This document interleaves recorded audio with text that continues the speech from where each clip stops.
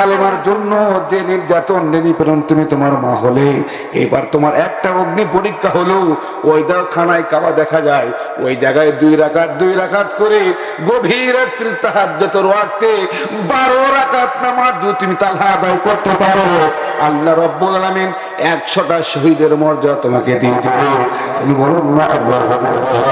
ও সিরাজগঞ্জবাসী, আমার আপনার নবী জনাব মুহাম্মদ রাসূলুল্লাহ সাল্লাল্লাহু আলাইহি ওয়াসাল্লাম বলে, ওরে তালহা তুমি কি নামাজ পড়তে পারো? বলে হ্যাঁ আমি নামাজ পড়তে পারবো। মেহেরবানি করে আপনি আমাকে একটু সুযোগ দিয়ে দিন, দোয়া করে দিন। ডান পাশে আবু বকর আছে, ডাক দিয়ে বলেন ইয়া রাসূলুল্লাহ হুজুর, ইয়া হাবিবাল্লাহ হুজুর, আমাকে আপনি অনুমতি দেন, আবু তালহাকে পরে দেন, কারণ আমি জানি আমি আবু তালহার চেয়ে শক্তিশালী। বলুন না আল্লাহু আকবার।